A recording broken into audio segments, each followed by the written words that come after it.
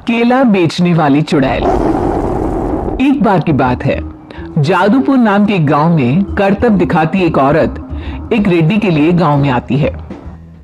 आइए आइए मेहरबान कदरदान, खाइए रोहड़ा के ताजे ताजे केले, कभी खाए नहीं होंगे ऐसे केले, पीले पीले केले खाइए। ये कहकर रोहड़ा हाथों में 4 केले लिए उन्हें सर्कल में जोर जोर से हवा में उछालती हुई करतब दिखाती है, जिसे देखकर आसपास के सारे बच्चे अपने अपने मम्मी पापा से उस औरत के पास जाने की जिद करने लग जाते हैं। पापा, ऐसा तो सर्कस में बॉल से होता है ना, ये आंटी तो केले से कर रही है, चलिए ना पापा देखते हैं।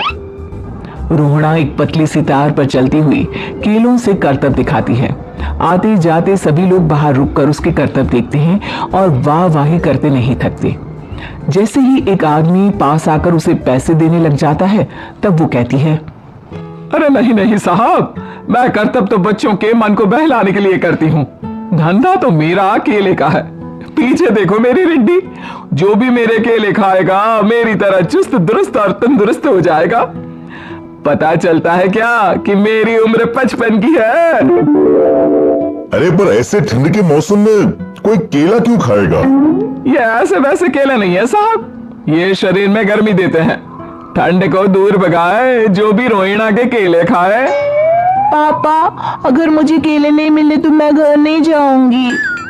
तभी उसके पापा कहते हैं कि बेटा, केले ठंड में कभी गर्मी नहीं देते, ये सब कहने की बातें हैं, सामान बेचने का तरीका है इनका। पर पिंकी नहीं मानती। मैं केले खाऊंगी। पिंकी की जिद के आगे नत्थू हार जाता है और उसे केले खरीद कर दे देता है। पिंकी खुश होकर केले घर ले आकर खाती है।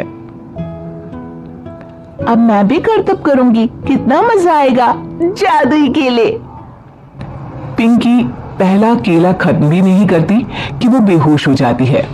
दूसरे केले से एक काला धुआं आता है और रोहड़ा चुड़ैल बनकर बाहर निकल आती है। मेरे भूतिया केले बच्चे न खाए, ऐसा हो ही नहीं सकता। जादूपुर वालों, कब तक बचोगे?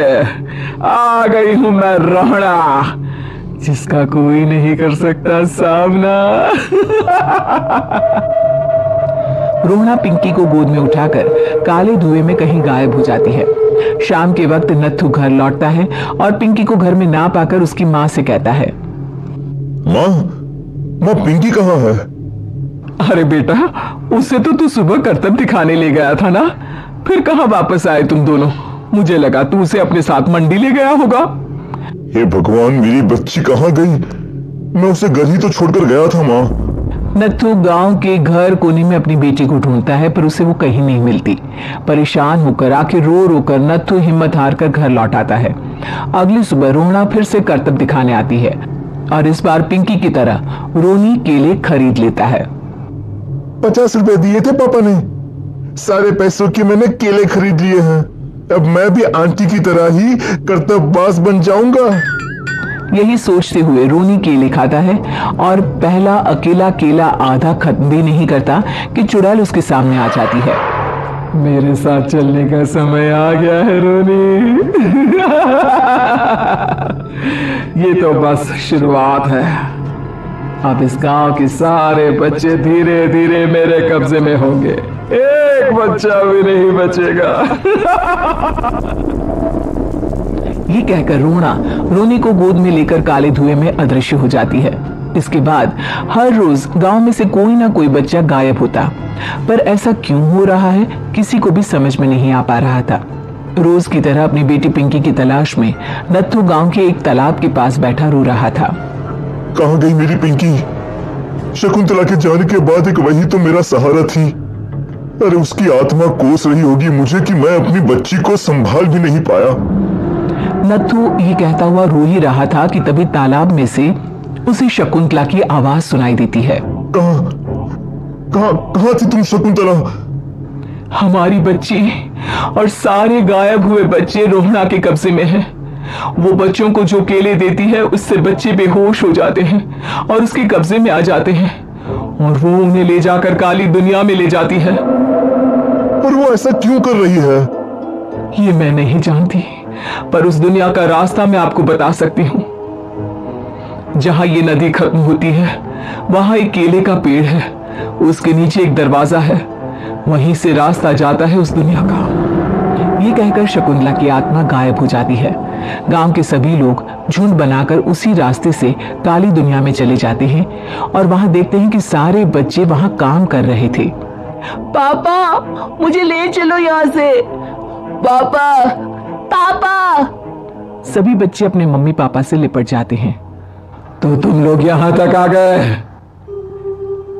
क्यों हमारे बच्चों को पकड़ लिया तूने?